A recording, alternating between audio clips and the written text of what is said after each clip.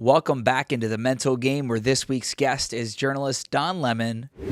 It hurts a lot because it's so public, and that influenced the depression was that I couldn't defend myself. And in this episode, Don opens up about his journalism career, both the highs and lows, from making it to one of the biggest networks, covering the biggest stories in news, politics, and so much more, to the fallout of losing that job at CNN, his own mental health struggles, and so many things he's been through in his life. And he also talks about his brand new book, which you can get everywhere now, I Once Was Lost. All of that and so much more in this amazing conversation. But first, I want to tell you about Man Therapy. And guys, I am talking to you because, look, we have to be comfortable being vulnerable and talking about our mental health. And that's why I want you to go to mantherapy.org today to find amazing tools and resources to take the best care of your mental health. But now it is time for the latest episode here on The Mental Game with Don Lemon.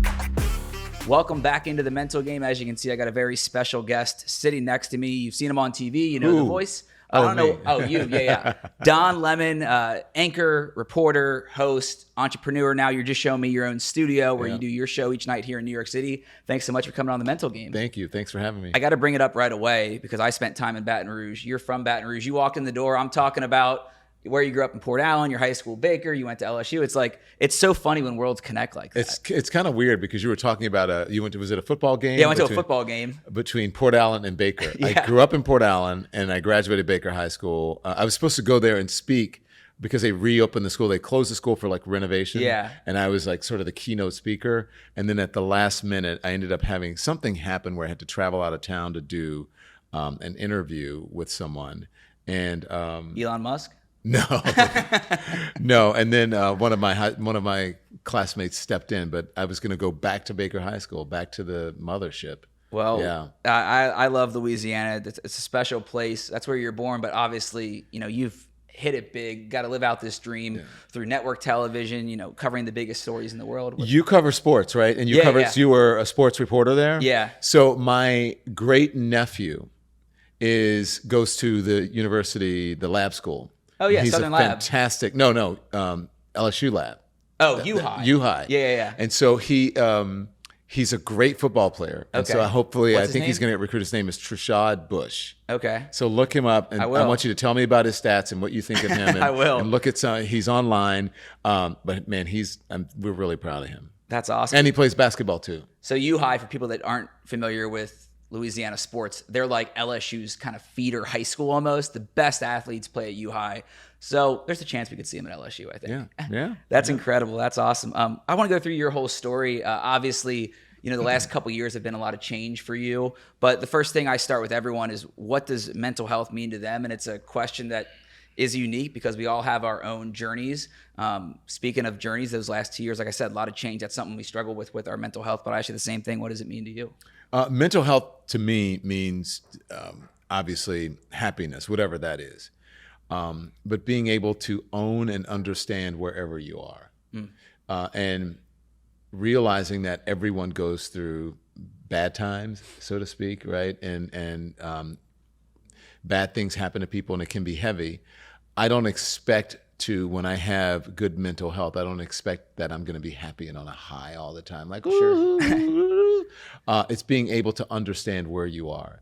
So just to explain that, when I left CNN, I sort of went through this depression. I felt like I've always had like a low grade depression Sure. for most of my life, and things started to feel a little dull. Like I wasn't finding joy in the things that I usually found joy in. And my therapist said, "Hey, do you want to? You should probably go on antidepressants." And I was like, "I don't want to do that." And so, I recently wrote a book about God, and I was in the process of writing the book, but I had put it aside for a while I, sort of tried to figure out what was happening with CNN. And he said, "The Lord helps those who help themselves." And the book I was writing was about God, and I went, "Damn, he got me. You got me." And so I went on antidepressants, and then right away, my old self came back.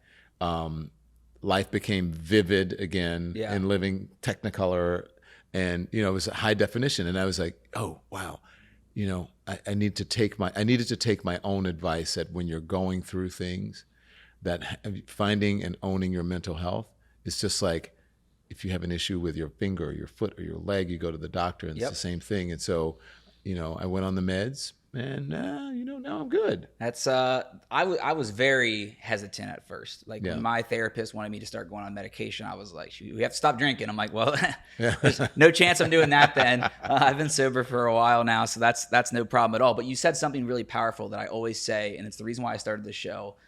Everyone struggles. Yeah. It doesn't matter if you're anchoring at CNN, you're playing in the NFL, you're sitting on your couch watching, you're listening to this show, whatever you do, wherever you are. That's why I created the show, so that someone that might be a fan of Don Lemon, used to watch you all the time, still does on your own show, they might be watching and go, "Oh, wait, he opened up about his depression and getting on, antidepressants. Maybe it'll help them go to therapy or take that first step." So thanks for saying that. One, two, mental health and physical health. Like if you don't have your mental health, you have nothing. Like when you talk about breaking your finger, like, you would go to the doctor or break your leg. Same thing. Well, also too, when you're in the middle of it, most people, when they're in the middle of depression, they don't even realize it. Yeah. Like they don't, and you're like, I'm like, I have a family member who I think is dealing with it as well. And I say, "What are you doing?" "Oh, nothing. I'm just hanging out, sitting in the garage doing whatever." And I'm like, "Okay, well, what'd you do today?" "Oh, I just sat around." And then you realize like that person's depressed and they don't even know it. And so I think, you know what inertia is, right? When motion creates other motion. So you got to get up. You got to do something. You got to move. And when you isolate and you sort of sit alone and you're depressed and you don't even realize it, it compounds itself. So I think you have to get out and you have to create some inertia and you have to push yourself through it. And it's not just like, I don't mean get over it. Right. I mean, figure out what you need to do in the moment to make yourself better. And again, even when you think that you're not depressed and life is great and you're going through those things, that's just life is an illusion. Yeah. It's what you make it. So if you're going through something tough, just say, "I'm going through something tough." And it is, but this is my thing, Brandon. And I got it from my mom. And I think it works with everybody. It is what it is. And as long as you realize it is what it is when you're going, "I'm going through something now, but I won't always go through it." And then, once you deal with it, the next thing becomes easier and the next thing becomes easier. So just that, I think it is what it is, whatever that is. And usually when people are going through a depression, they're worried about what other people might think about them. And what are people going to think about my journey, or what am I going to be embarrassed about this, or what am I going to think? People don't care about you.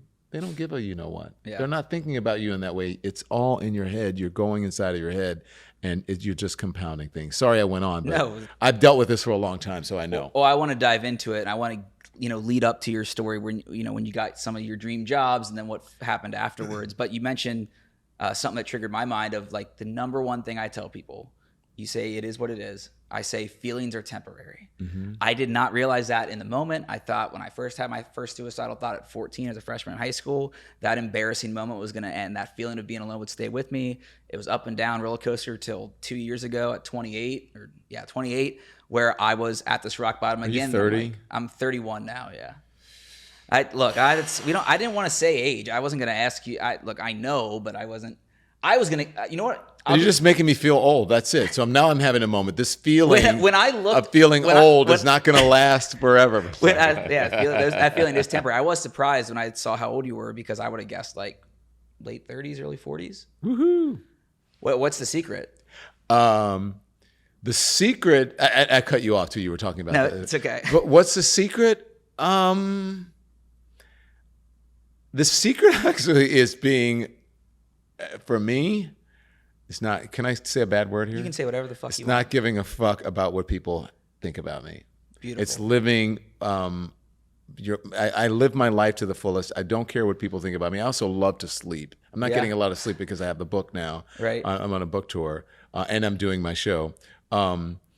But the secret, I'm sure, look, it's genetics and all of that. But I don't feel like I look that young. I felt like I looked younger before the whole Trump thing, and I started covering him. But I think it's just being free. Yeah. I feel free, and usually when you look at people, you don't really look at how old they look. You get an energy, or as my social media guys say, you got aura. Your aura is good. I agree. You have a lot of energy, and it feeds off on people, I think, in a positive way.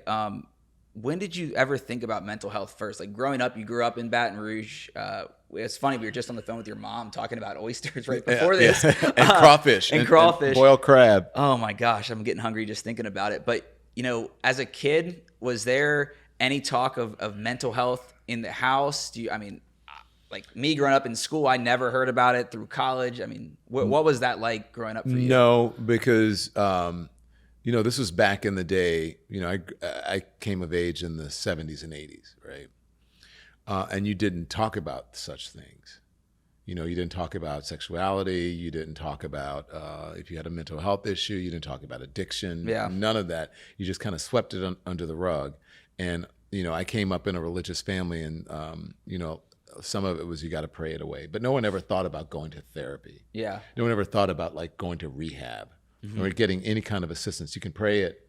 You need to go to church. You need to get your life together. Oh, get over it. You'll be all right. Yep. And terrible advice. So no, the first time I thought about it was I was racially profiled at a record store.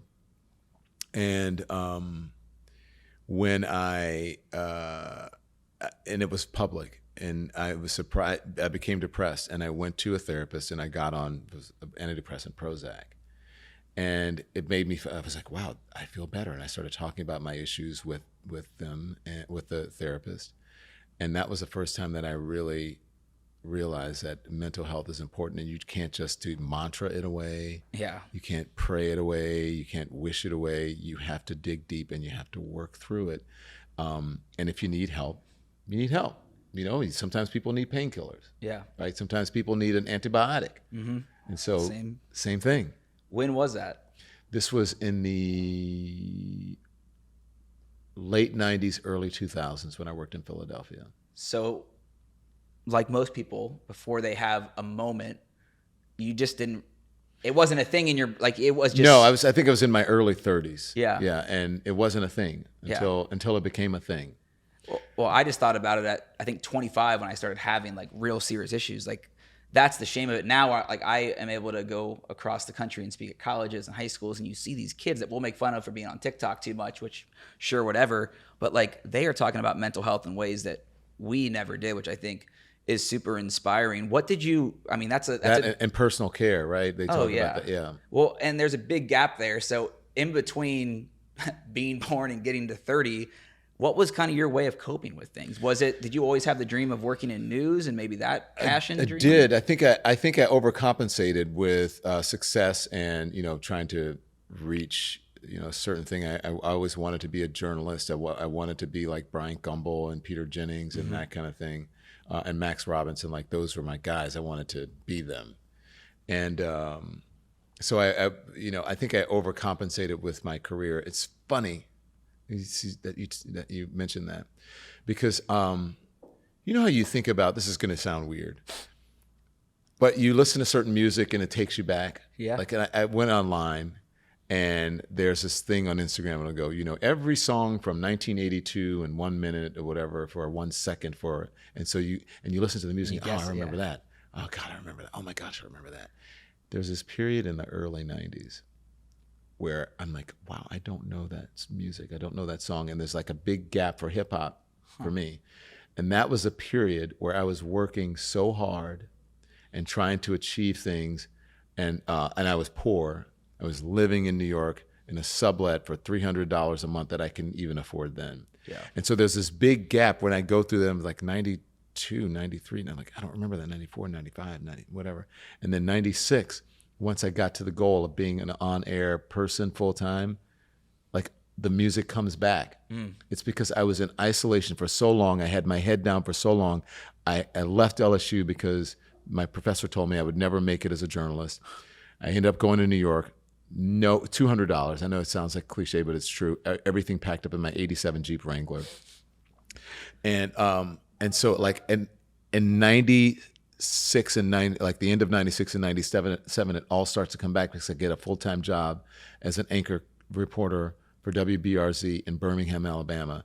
So I would go to school full-time and work full-time. So if I worked at night, I'd go to school during the day. If I worked during the day, I'd go to school at night, and I would arrange my school schedule around my work schedule. And I had my head down for so long for those years so that I could graduate college. And so, there's a whole part of my life that's kind of a blur. And So I overcompensated with career and work. For years, maybe 5 years, I didn't go home. I rarely went home to Louisiana. Well, I look back at, my journalism career, and it's for people that aren't in it, you get paid shit money. You're living in small towns. You're working crazy hours. I made $5 an hour when I started. That was below the poverty level in New York City. I think my first job, and this would have been 2014 full time, was right around 20K. Which, like, people think when they watch you on TV, even if you're in small markets, you make this big money. It's like, no, you are fighting and clawing. And so you do have to put in that hard work, and we're not taught anything about balance. And that industry can be so hard sometimes with, like, getting to the next level, but also the hours and the people you're around. And it's just, you have to work that hard to make your dreams come true. But also, if you don't take care of yourself, it adds up. And so for you, when were you able to have that balance again? I know you said right around in early 30s, you were able to start having that balance? Well, look, I was able to sort of lift my head above water. Yeah. There was no balance because I always worked. I would anchor the morning show on the weekends when I got to Birmingham, go home and take a nap, and then come back and anchor the evening show. And then, I'd have 2 days off during the week, and sometimes I would go in if it was special coverage, but I was determined. And so I was only in Birmingham for 11 months before they called me and said, we want you to go to St. Louis. You're doing a great job there. That worked for Fox. And then I went there. I always had something that kept me going because I was always striving. I'm like, I'm not going to be in Birmingham forever. Yeah. I'm not going to be in St. Louis forever. And then it's the next thing. And then it's like, okay, going to Philadelphia. I'm not going to be in Philadelphia forever, right? And then I got my network gig in New York. And then I realized, like, that's, I think, when it all started to happen.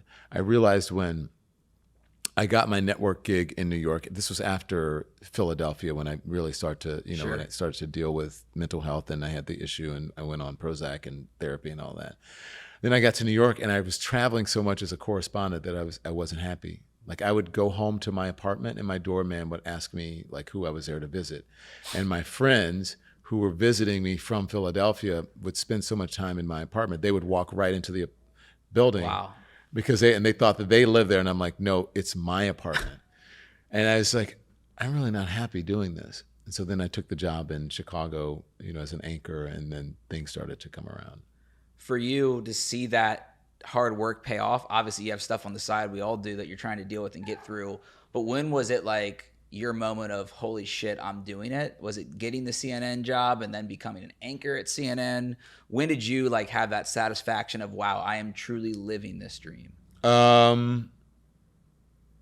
Did that ever happen? I think that happened to me. I remember when I don't know if I had moved to New York yet, but they brought me up from Atlanta to do New Year's Eve with Anderson Cooper. And that was like a big deal, right? Yeah. Anderson and Kathy, because it was a crazy show. Yep. And I was sitting in the car reading like the research for the show and whatever. And I was in a car with security and a driver. And, there was like lights flashing and I didn't even realize. And I was like, oh, lights flashing. And I hear like the, and the lights are flashing and we were moving through traffic, and I looked up to look around. I'm like, what is going on here? And I realized that it was my motorcade.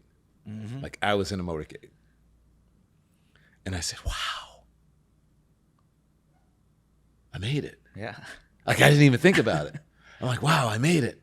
And all these people waiting for New Year's Eve and getting it. And here I am going through the thing. And I was like, I didn't even realize it.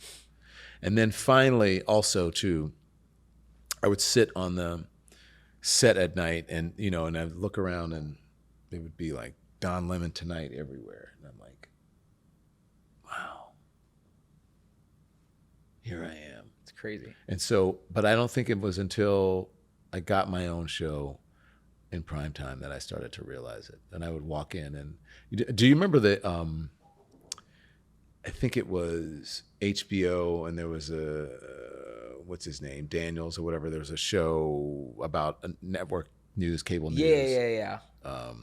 Gosh, I'm forgetting the name of it. You know what I'm talking about? Yeah, and Jane Fonda was in it. Yeah, and they followed the anchor. They followed the anchor around, and he said, you know, he would walk in, and people would, someone was criticized him, like someone he was dating, and he said, what you're saying sounds like something that should come with balloons. Like that's not a criticism of me, right? And then he walked in, and he took someone out to dinner. And she said, you sure you can afford this? And he goes, yeah, I'm sure. You can expense this? And he goes, yeah, my name's on the show. I can expense this. So, it's a different level. It's a different level of thing. And I think that's, you know, kind of when I started to realize it. But for me, it was always hard to own because I felt like I didn't deserve it or I hadn't made it. That's an interesting point because people look from the outside and think that if you're anchoring a primetime show on CNN, or again, you're playing in the NFL, NBA, have hit songs on the radio, there's nothing wrong with you. But even at that time on the biggest stage, I mean, you're getting to interview and do stories on the biggest names. I was interviewing presidents. Yeah. People don't do that. Yeah. People look on the outside on TV and go, how could that person be struggling? But were there highs and lows? Like, what were some of your favorite moments on that show when you're able to be at that platform and make it? I mean, looking around the room and going, holy fuck, I'm Don Lemon. It's Don Lemon Tonight. It has to be like... Yeah, yes, I just looked around and I was grateful about it, but it's not like I'm Don Lemon, man. Asshole. I know but that I looked around and I was grateful. I was like, wow, look at where I've come. But, I think that's also... I think, people who have teachers have really important jobs too. Yeah. And then you have to realize that teachers are doing the most important work in society. Yes, I think what I do is important for society and it's helpful. I want to educate people. But if I think about, teachers have great jobs. There are attorneys who do things. There are advocates who do things. So I never wanted to get on this high horse. It's like, hey, I'm Don Lemon. Right. But, just because I'm on cable television. Because I'm sure people at the network are like, oh, that guy's on cable. Oh, I wouldn't want to do that. So there's always someone richer and more famous and that has a better job than you. But, yeah.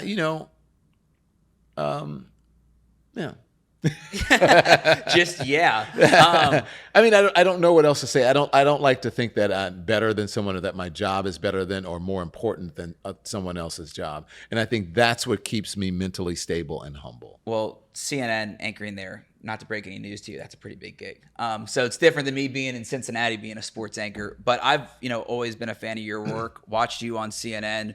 And so I know how, at least person at home, like we could tell watching that you loved what you do. You are a true journalist. And so the way you ask questions, the way you do stories, it is special. It's important. It's impressive because people don't realize at home, like, it is a self-starter. You have to motivate yourself. Like, if you don't do your research, like if I didn't do my research on you before you sat down here, this conversation would suck. And maybe it does. I don't know. Yeah. But like you having that moment and getting there had to be super rewarding and dream come true.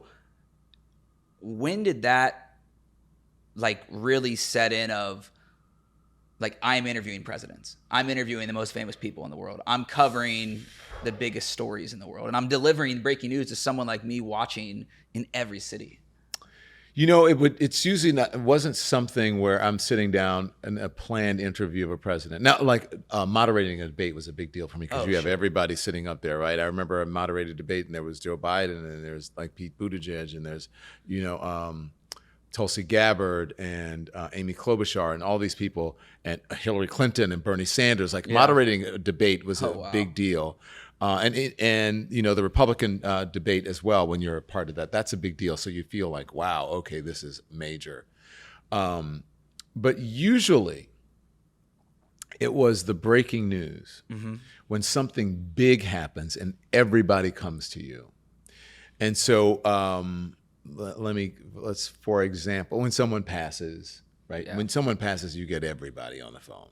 Yeah. Like everybody calls in. You may even get a president call in depending on who the person that's died is. But I remember this is one sticks out to me. Do you remember the grab him by the pee night? Yeah, that was the Access Hollywood tape, right? The Access Hollywood tape came out, and they were trying to figure out, the Trump campaign was trying to figure out how they were going to respond. And I think every politician in the country called me. And that's when you realize, like, okay, this is big. This is big. Also, during COVID was big. And because during COVID, you had not only a worldwide pandemic, there was an election going on, and then you had George Floyd. Yeah. And everybody's at home because they can't go anywhere. We couldn't do anything. We couldn't go to work.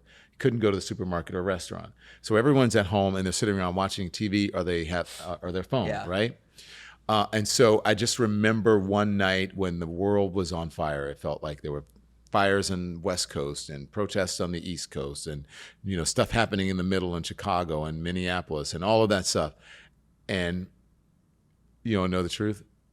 I'm anchoring the show from my home studio in my shorts with a suit on top in my pool house.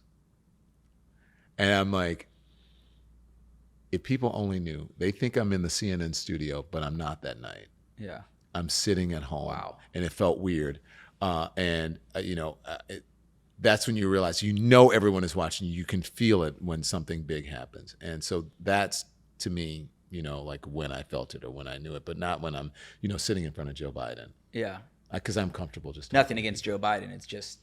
No, nothing is. I mean, or Donald Trump. I interviewed Donald Trump 6-8 times, but I didn't sit there and go, "Oh my gosh, I'm interviewing Donald Trump." Usually, when something big happens and the world is tuning in, it's incredible. And so you getting to live out that dream, that thing that was almost your that dream was like your healing therapy, like before you had anything else. But that was really cool because usually people in broadcast would look down on cable. But during those years, I don't know if the cable will ever have another moment like that where you have a Donald Trump, a COVID, a pandemic, and George Floyd and all that. When you have all of that coming together, an election, that's pretty huge. And, a little bit after that, you had the war in Ukraine, but that was sort of after. But I don't think it'll ever have that moment where people are watching. And that's when cable news was really relevant. All the conversations were happening on cable news. It wasn't happening. I would watch broadcast anchors moderate a debate or town hall. And I'm like, why didn't you catch him on that? Yeah. Like, why didn't you fact check him on that? It's because they didn't know, because they weren't covering. I was covering it every single day, and everyone was watching. And so, I think that was sort of the heyday, when it was at its, what do you call it? Peak? No, not peak, but what do I always say? I can't think of the word right now because I'm having a senior moment. Well, you talk about being in that moment where everyone's watching you. You're covering the biggest stories happening. Yeah. And getting back to mental health, then less than 2 years ago, you have a moment where you're... Zenith is the word I was looking for. Okay, that's a word that I wouldn't have known. So what is it, Zena? It's Zenith. Zenith. Okay. Gotcha. Sorry, I'm not good with words. But when CNN decided to, as they quoted, I think in the beginning, part ways with you, and then you put out a tweet saying that you were fired, that take me inside that emotion with you, because I have to imagine it has to be, I don't know everything about your life, but one of the most traumatic, shocking moments for you to have this dream job and then it taken away from you hours after you got off the desk. Well, the actual process of it was not as traumatic as kind of the fallout. What was the thing was that it played out so publicly. Right. So it looks, one day everyone's going to leave their job, whether it's retirement or whatever. So I sort of knew that one day it would come to an end. I didn't expect it to come to an end that way. I don't think it was deserved. I don't like the way that I was treated, the way that it ended. I think that it could have been much more respectful given the time and the effort that I had put into that job. I thought it was very disrespectful, and so did the world. I think people got it. So there was almost a sense of relief. Not almost a sense, there was a sense of relief, like when it was happening. At first I thought my agent was joking, and then when he said it was real, he said, it's real, but you're going to get your money. I'm like, okay, fine, good. So there's a sense of relief because it wasn't the CNN that I had been working at for 16 years. It was different management, different times. It was very tumultuous. And I just think that I got caught in sort of this maelstrom of this flurry of, they wanted the network to be something different, and I just wasn't a part of where they wanted to move the network. And so, I mean, listen, I'm not saying anything disparaging about CNN or any, but so I was like, their loss. Yeah. I mean, well, you have that self-confidence in yourself. You know your resume. You know what you've done for almost 20 years with that network. But change is one of the biggest things, including myself, people struggle with. Well, that's when the part, I write about it in my book. Yeah. I write about it. By the way, go buy the book. It's called, I once was lost in my search for God in America. And I do write about going through this depression. So it didn't, it started to set in because people define themselves by their jobs, especially men. Mm-hmm. That's what we do in America. We define ourselves by our jobs. And I had, for so long, I had such a full schedule, it was regimented. Every big story or happening in the country, I was at the matrix of that story. And so I find myself waking up and I didn't have anything to do. There was nothing on my schedule, nothing on my calendar. And I'm like, well, this is weird. And, I found myself like, my sisters called me and said, I found this dog food recipe. And I'm like, okay, I'd make dog food for my dogs. And she called and said, you should make your own laundry detergent. So I'd make my own laundry detergent. Or I would go out, on the boat or go fishing or and I said, I wanted to have the moment to myself and have a great summer because it was like, it happened at late April and the summer was coming. Mm-hmm. But it was weird not having a schedule, not having that discipline every day. And so for a while, I was like, I was trying to find out, where the meaning was in my life. Mm-hmm. And that's when I started to dig deep, and that's when I started dealing with the mental aspect of it. If you look back to those moments, can you define a rock bottom where it was like you recognizing I am in this hole, I am feeling depressed? I don't know if you ever had suicidal thoughts that popped up, but what was that rock bottom moment for you? I've never had suicidal thoughts. It hurts a lot because it's so public, and and to have people believe things. I don't know if you've ever dealt with the press. A little bit. The people who write the story, the first story, that's a story that goes everywhere, because I think generally the press can be very lazy about doing their homework and fact checking or whatever. Mm-hmm. So whoever writes the first draft is the narrative that's been told. And if that narrative is wrong, it continues, right? And then people will continue to write about that forever. So that part to me was the most frustrating, and probably the part that that influenced the depression, was that I couldn't defend myself. And I'm like, wait, that's not me. Like, the stuff that they're writing about me is not true. Right.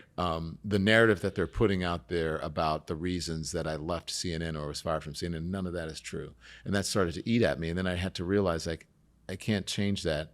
And then when I went back to the book, my book collaborator said, you'll get the last word. You'll have a chance to tell your story.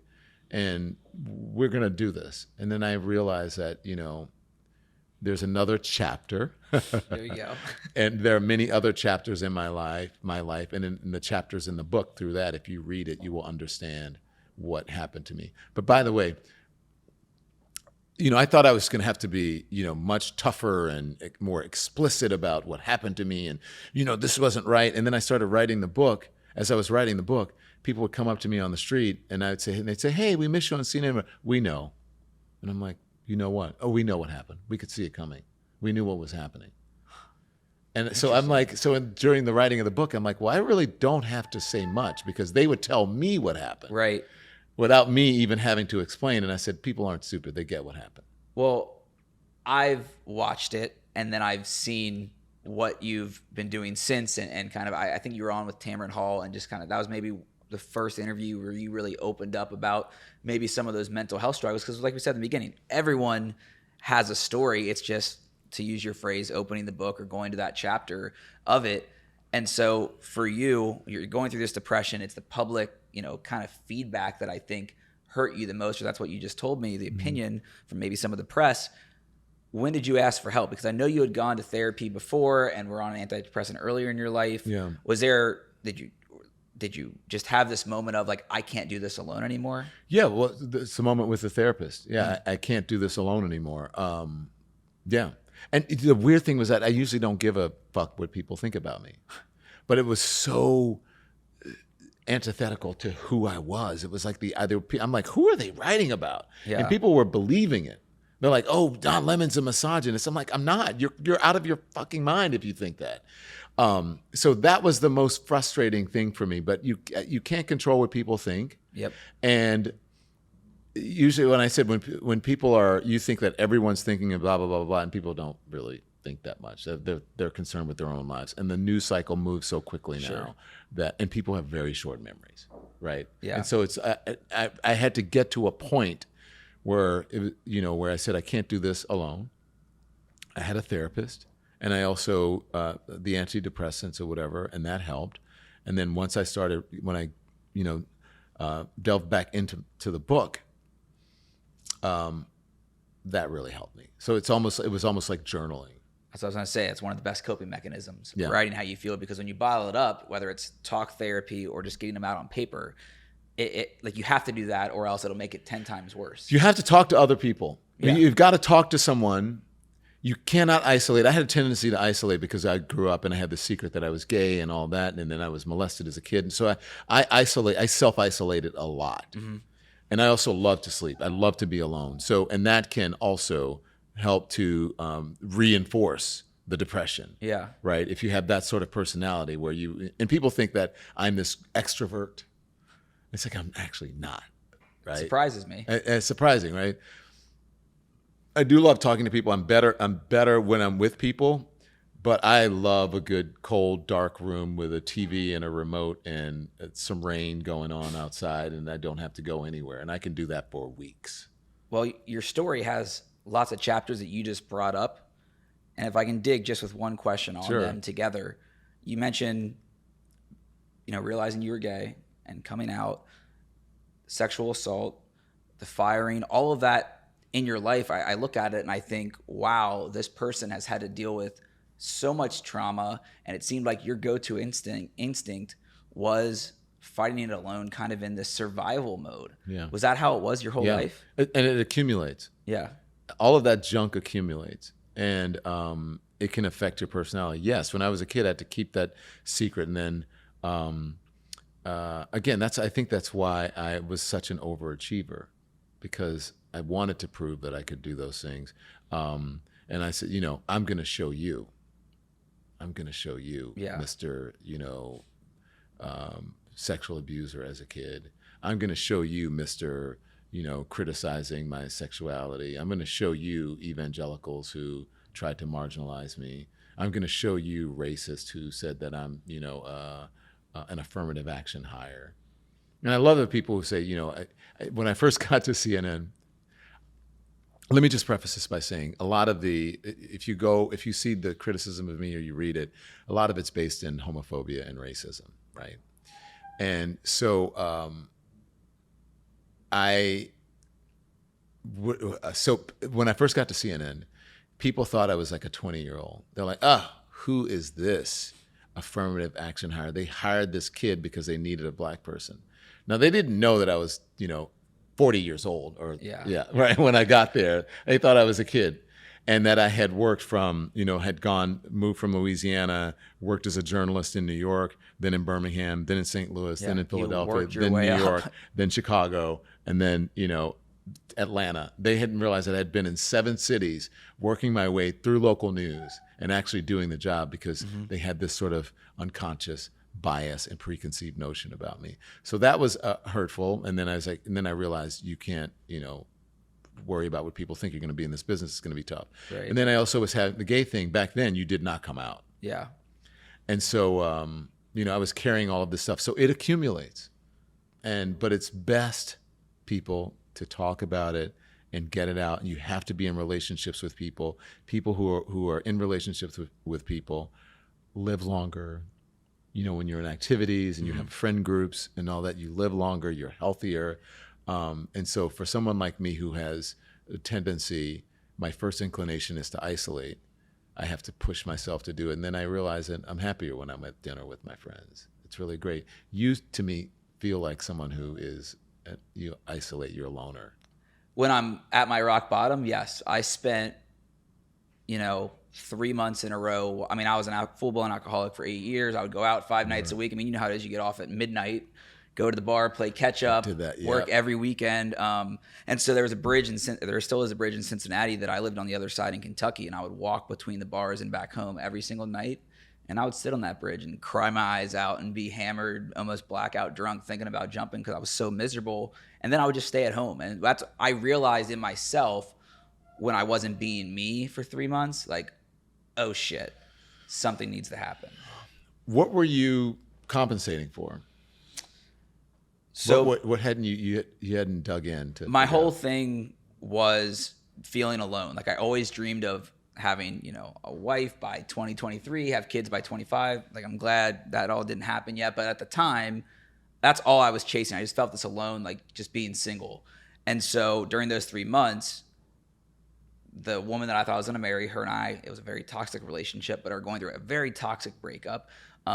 People didn't know this, and people don't know who she is, but we work together. And so like even that adds another layer. At the same time, I have the most pressure on me at work because the Bengals are going to the Super Bowl. I had 3 family members, including my cousin, who's like my brother, pass away suddenly. Like there was just so much shit where I basically was just ready to give up because I just felt alone and I didn't know what else to do. And so at 28, I told my mom, hey, look, I want to kill myself. I've wanted to for 3 months. I don't know where to go, but I need help.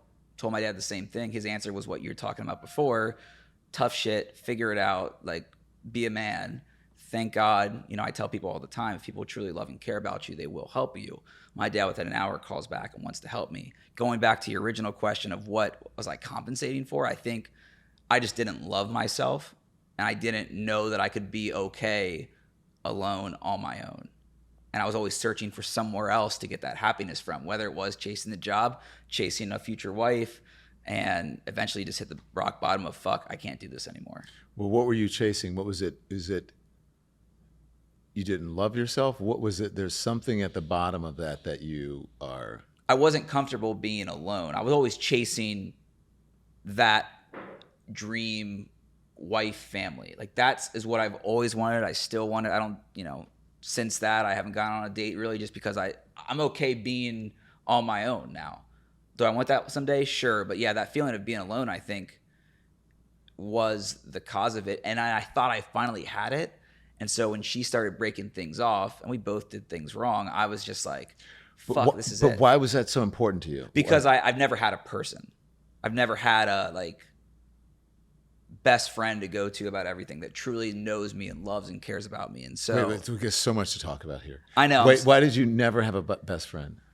I had romantic partner then. Okay. You didn't have a best friend in your romantic partner. Correct. We're getting into stuff I haven't talked about probably before. That's okay. Yeah, it's cool. I dated around a lot casually in my life, not because that's what I wanted, but because that's just what was there. I was late night at bars. I was moving city to city, but I always wanted the steady relationship. So that's where a lot of my depression and alone feeling comes from, because I was always chasing that or wanting that, and it wasn't happening, I think.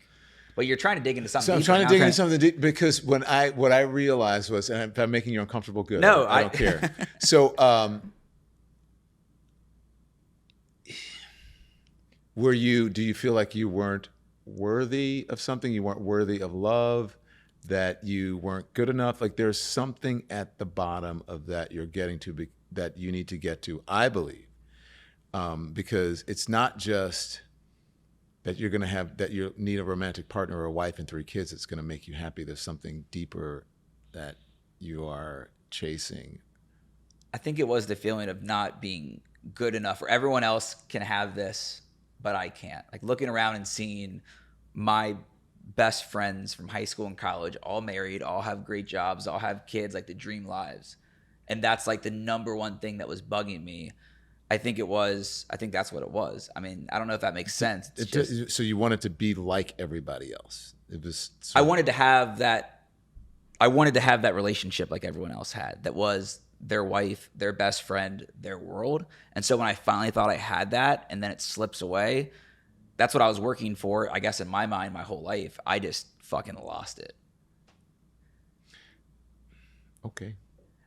I know I'm trying to find an answer for you. I've been in therapy, so did you have that with yourself first? No, that was the answer. And I didn't have that until about a year and a half ago, ever in my life. Never felt comfortable being alone, never wanted to be by myself. I didn't want to go out because I didn't know anyone in these cities, but I didn't want to sit at home. So I would go out and have dinner by myself and get absolutely hammered.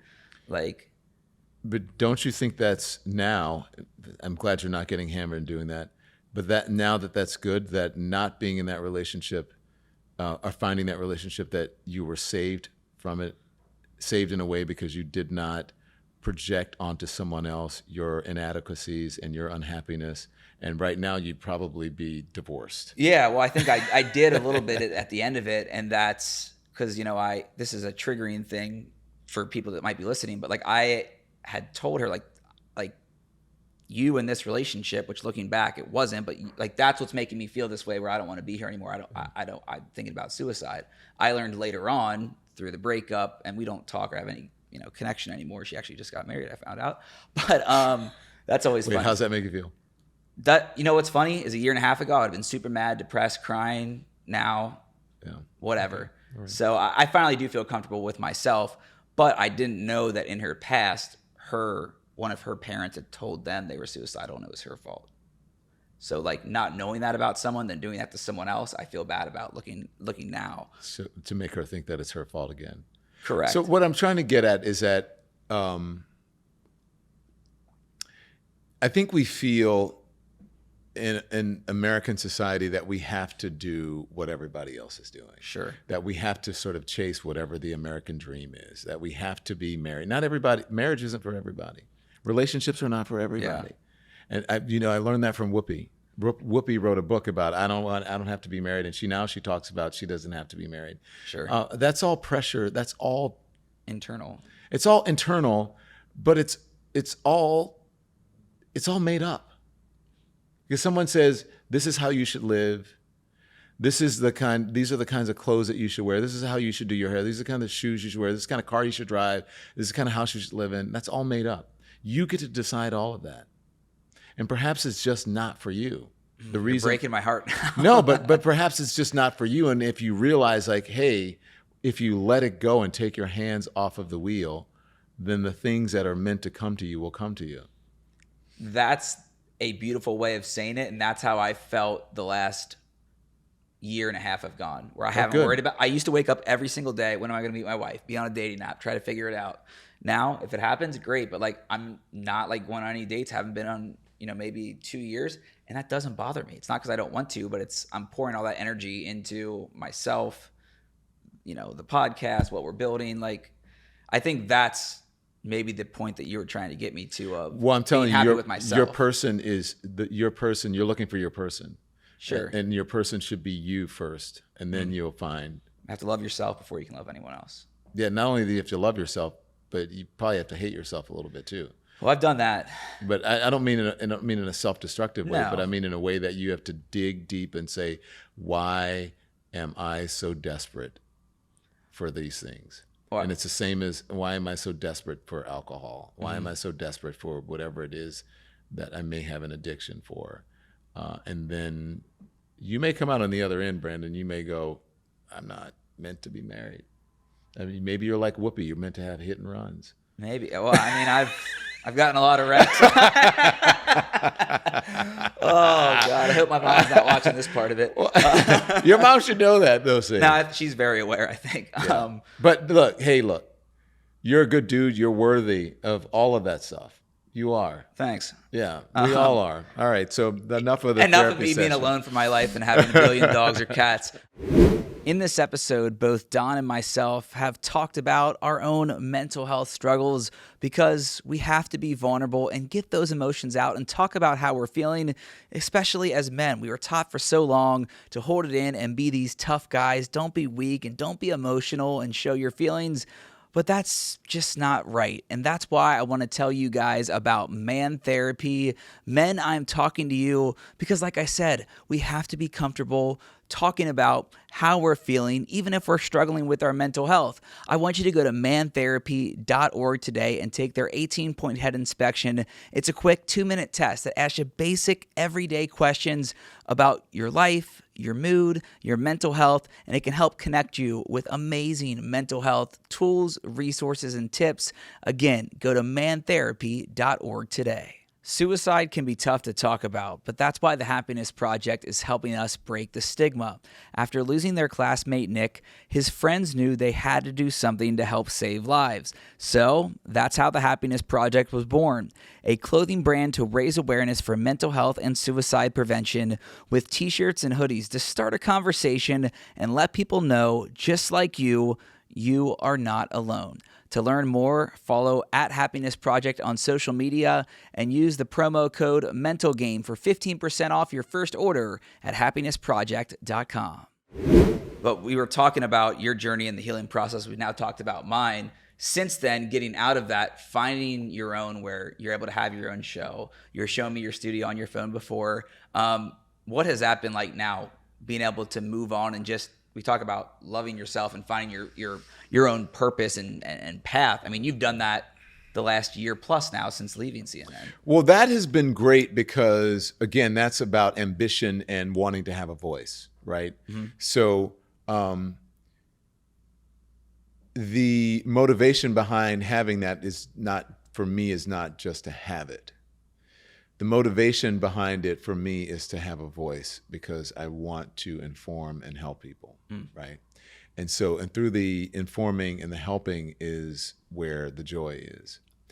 But also what I have learned is that I can strive and I can be ambitious and I can do all of those things. But then at the end of the day, if I really want to have a partner, which I just got married and I want to be in a marriage, then I'm going to have to go home on Sunday and cook Sunday dinner. Yeah.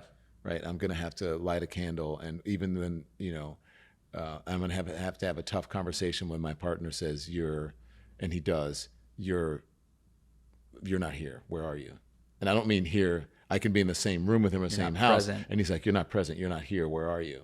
I need you to give. And then I'll tell him, I don't have anything else to give right now. I'm sorry, I can't give right now. Yeah. And then, a week later or a couple of days later, he'll come home and there's dinner on the table and there's dinner for the rest of the week. When I can give, I can give, but it's not going to always be when you want it to be. So what I've learned is that in order to sometimes get what you want, you have to explore other areas in your life for fulfillment. And then that will help to bolster the other area where you're trying to achieve. You got to be whole. That's where I am. I'm a whole integrated person. It's not as compartmentalized as it used to be. And so therefore, I'm happier. Well, talking about compartmentalization, is that a word? Yeah. Okay, cool. I'm good with words. I want to do some quick hitters, not getting back into the car wreck theme. Yes, make sure. And we got to sell the book. Yes, we are selling the book. You want to talk? Let's talk about that first. Okay. Can I grab it? Yes, please do. And I'm gonna. And this book just came out 2 years ago. 2 weeks ago. But I think you need to read this book. I think you need to read this book. And you may not be a believer. No, I grew up Catholic, very religious. But that doesn't matter. On my own, to myself, I think. You need to read this book. Well, let's show it for sure. Okay, the book is called, should I put it here? Yeah, perfect. It's called I Once Was Lost, My Search for God. I Once Was Lost, My Search for God in America. And it's not just about religion or faith or God. It's actually about what's happening in the world right now. When when the book was finished, it was supposed to come out in November after the election. The publishers read this book and said, people need to go to the polls armed with the knowledge in this book. And so we decided to put it out before the election. I don't know what that means. It's tough to get press now because of what's happening and do stuff. But we'll see. We'll see. But you need to read this book, and I think it'll be very helpful for you. I will. And it takes you through your journey, through what we've talked about with mental health, but also post CNN, what you're feeling now and going through now. And that's what you were basically journaling your life story throughout the book. Journaling my life story. And everyone says, oh, you left CNN and then you turned to God. And now I'm like, no, I've always, I started writing this book in 2022. Before I was at, at the zenith of my career with, I was covering the war in Ukraine. And, I had a talk show that was on CNN Plus, and then I had my own primetime show. Like I was cooking, right? Yeah. And then I had my podcast, right? That I did the Handoff. I had the Handoff podcast that I did with Chris Cuomo. And then I had, what was it? I had my own. You had everything. I had my own podcast. I forget what it was. God, I can't even remember. Common Ground, it was called. And so, it was all cooking. That's when I started writing this book. And then the book changed after I left CNN. So it wasn't just like I left CNN and woe is me. Yes, I dealt with that. And I show you how to deal with things without going down into the valley. Well, it's part of the title or the subtitle, finding God. Yeah, my search for God in America. But you're also finding yourself along with God helping you. And I think that's the powerful thing with it, because we talked through the episode, you can't do it alone. I think faith does play a role in that. It does. I mean, if you look at any of the sort of self-help for addiction, the 12-step program, Alcoholics Anonymous, and all those things, it's a lot about faith and it's a lot about God. And it has been helpful for,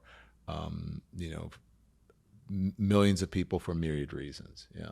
What's your favorite part of the book? My favorite part of the book is you can say the whole book. The whole book. But I love that. I love the story that I share, that my friend shares with me about her issues with reproductive rights. I love how I challenge Christians and believers to be bold. There's a one thing in here that where do I talk about it in here? For those that are just listening, he's flipping through the book now. He's got notes. No, I don't have tons of notes in here, but there was something that I read the other day. Now I can't find it, which isn't far, but it talks about how, as you have to take a stand as a person of faith, and that you cannot just be silent. And so for me, as I say, silence is not an option. Oh, that was the name of my podcast, actually, Silence is not an option. For me, silence is not an option. And so for all of those people who are out there, the negativity that comes along with all those toxic evangelical teachings, the people who make you feel marginalized, who make you feel like it's time for people who are believers to be loud, instead of being shrieking violence. And that doesn't mean pushing your faith or religion on other people. It just means combating and countering the negativity that is being injected into politics through religion. Yeah, well, you've seen the craziness of the world from a very unique perspective, but you're also a normal person. And I think that's probably, I've learned a couple things here today. I still put you in the normal category.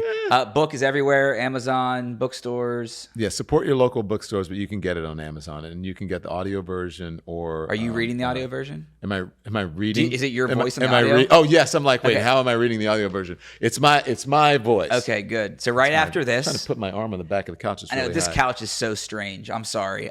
This is an old school couch. Yes, I do the audio. And I had fun doing the audio. But have you ever done that? I haven't, but I have a project that's not announced that I'm working on where I'm possibly reading. It's hard. Yeah. It's fun, and then in the beginning, and then you realize like, oh my God, I'm only a third way through this thing. Cadence again. But it's not like, if I'm just going to open up just any other thing. If I'm reading this book and it's, I got home from his conference in London late Saturday night, and we spent a chill Sunday in Sag Harbor with the dogs. Okay.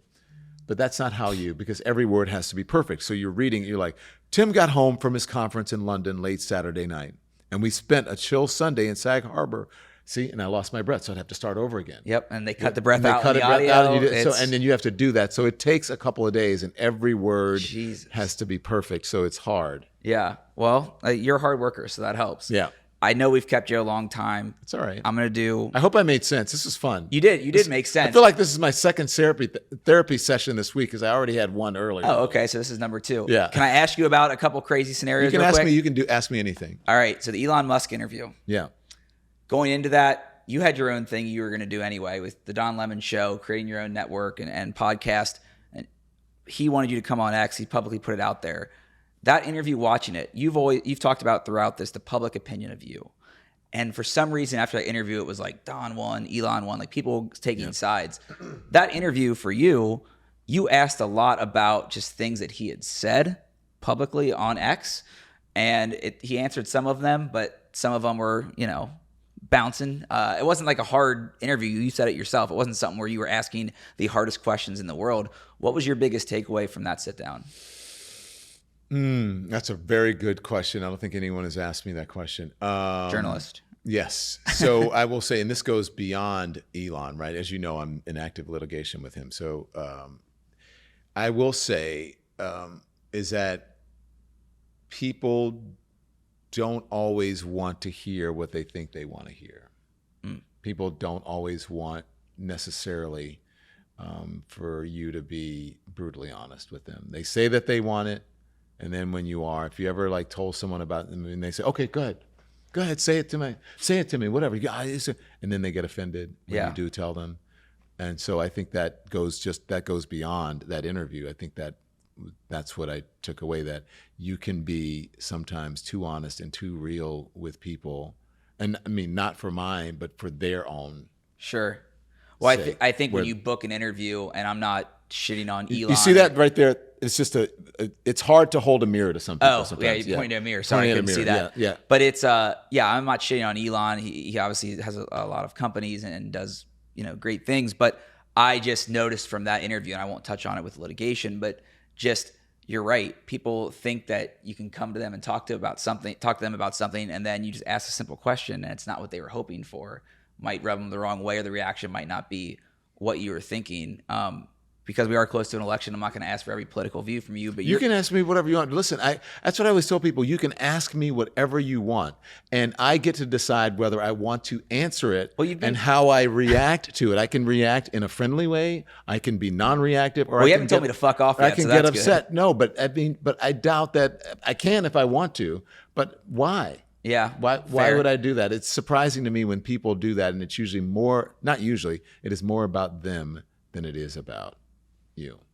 So something's wrong with me for saying that? No. I'm saying the way when people react negatively. Oh, okay. Gotcha. It's more about them than it is about the person asking the question. Gotcha. I see what you're saying. Yeah. With the election coming up, just what is it like being, I see your stuff, man on the street interviews, asking people, who you think's going to win, Harris, Trump, what is it like being at the center of all that? Because the world politically has changed so much in your career. Yeah. I mean, this has to be the craziest time politically, right? Yeah. 2016 was pretty crazy. Yeah. That was pretty nuts. The insurrection was crazy. This is crazy in a different way. Having a president who's running for re-election drop out is huge. Sure. Rarely happens. And it's happened before, but it rarely happens. And to be able to watch the vice president sort of step up and have the whole Democratic Party coalesce around her when that wasn't necessarily the way that they felt, probably 3 minutes or at 30 seconds before they said, hey, you're going to be the one. Yeah. So that's pretty interesting to watch. But I got to tell you, like, doing the social media stuff to me has been really eye-opening and fulfilling, because that's the way most people are getting their news these days, through social media. Yeah. And it's so funny for people in traditional media when they say, well, Don Lemon's, oh my God, he's out doing man on the street. He's out again. TikTok videos. Oh my God. And it's like, yeah, I am. People and watch. I love it. And what are you doing? Like, I'm actually out talking to the people. I'm doing what I'm supposed to be doing. I'm talking to voters. And I've been doing every time I go to a breaking news story. When I was in Ukraine and, people who were affected by the war, that's man on the street. Yeah. It's all man on the street. So, it's interesting. I feel like I am moving in the right direction and I'm in the right space. And it feels weird to some people because they don't see me sitting behind a desk in a big shiny set. But they'll catch up with me. Right. You know what I mean? Yeah. And so I feel like I'm ahead, a little bit ahead of the game. The timing is good. And then eventually the folks who are in traditional media are going to have to evolve into what I'm doing. You're comfortable being you in every sense of the word? Every sense. Do you think that's for the first time in your life? No, I've always been comfortable, but I feel like I'm even more comfortable.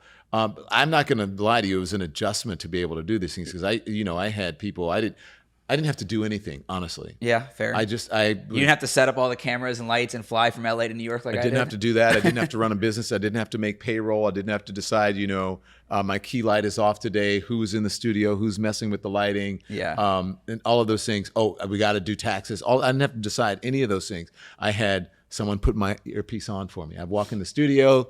They'd come up behind me. They put my earpiece on. Yeah. They put my microphone on. They'd adjust my chair. They'd grab me water or coffee, whatever it is I like to do. Like all of those things. They would come. They'd powder my face. They'd bring me my notes. The producer would be in my ear. The director's in my ear. The teleprompter would roll, and I would just have to sit there and talk. But you earned it. But I'm not, and I'm happier. I'm more fulfilled. I was in the studio, in these cable studios, and I saw the prompter. I have a prompter in my studio, but I rarely use it. Oh, yeah. Every once in a while, I'll say, all right, put up the prompter, I'm going to read this. But it's just me talking, and it is just the most fulfilling thing because I can talk about anything. And, sometimes the booker will go, I can't get you a guest at 5 o'clock. I'm like, okay, that's fine. I'll sit there and I talk for an hour and a half. Well, you can certainly talk. I think we've almost gone an hour. Just so me. Sorry. You're going to have to cut a lot of this. Well, no. Are you editing? You're going to edit it yourself? Everything's raw. Yeah, I edit everything, every social media post, everything. Wow. Thank you so much. And you feel like you are genuinely happy. Yes. Like talking to you. Did you ask everything you wanted to ask? I think so. The only thing shaking your hand. Oh, sorry. Yeah, thank you. Did you ask everything you wanted to ask? I think so. Do you have any questions for me? You started doing my therapy session earlier. No, I just want you to be okay. I don't think that you've gotten to the bottom quite yet of what I think that you're getting there and you're in a good place. But I think you have to figure out why you are chasing something that you're chasing and something that you're not being honest with yourself about that you need to figure out still. I'm going to bring this up to my therapist tomorrow. I have therapy. Here's a question. Do you tell your therapist everything? I didn't before. When I hit that rock bottom, I had to check into a hospital. She was the first person I called to get into a hospital. Now I tell her every single thing. The reason I ask you that is because I just had a conversation about people who lie to their doctors. And it's like, why? And then people who lie to their therapists. Yeah, I did. So, yeah. But now I don't. My last question is always advice to someone that wants to follow in your footsteps. You kind of gave some right there to me about just finding the meaning behind what you're going through and finding that healing. But I'll ask you the same thing real quick. Just advice to someone that maybe is going through a tough job loss, something that they identified with for a long time and are looking to bounce back or find that new purpose. Your job is not your identity. Time is an illusion. You got a lot of catchphrases here. No, it's true. No, I'm not saying it in a bad way. The thing for me is if someone you said who wants to get to my level, I always say, don't worry about what people think about you. Mm-hmm. And that's the best. Of course, it's all those things about work hard. No, you got to do that. But don't worry about what people think about you. Do what makes you happy because everyone says you get one life. I don't know. I have, as far as I know, I could have had 15 other lives. But while I'm here, I'm going to make the most out of it. And I don't care what that guy's doing, what she's doing, whatever. I don't care. Do what you want to do. Focus on you selfishly in that manner. Sure. If you're trying to chase something, and that's it. Don't worry about it. That's the best piece of advice that I can give you. It is what it is. It is what it is. Get that in. Don Lemon, thanks so much for coming on The Mental Game. Want to show this right on the screen for you. I Once Was Lost. It is out everywhere. Local bookstores, support local business. But thank you so much for coming on The Mental Game. Thank you. Awesome. I appreciate it. We'll see Make sure everybody- you watch the Don Lemon Show on YouTube. Listen to it on 5 o'clock iHeart, Eastern time, right? April 5 o'clock. But I have a new show that airs at 10 a.m. It's called Hot Topics. Okay. Every morning, where we just talk about everything that's in the zeitgeist and in the news. We talked a lot about Diddy recently. Yeah, So I there's didn't a lot ask of about that, but I'll leave that for your show. There's a lot going on, so we'll leave it at that. Thank you, Brandon. Yeah, thank you Thank so you. I much. really We'll see everyone appreciate right it. back here next week. And what an amazing conversation with Don. I just had so much fun getting to meet him in New York City and just talk about everything with his career, mental health, of course, politics right now with the election coming up. He is just a genuine good guy. And me being a former TV reporter myself, it was great to just meet someone like him that has been at the top of his game and now, of course, is taking the best care of his mental game. So a big thank you once again for Don Lemon for coming on The Mental Game. Next week, another surprise guest, and we are going back to sports with an NFL legend. Next week, right back here on The Mental Game.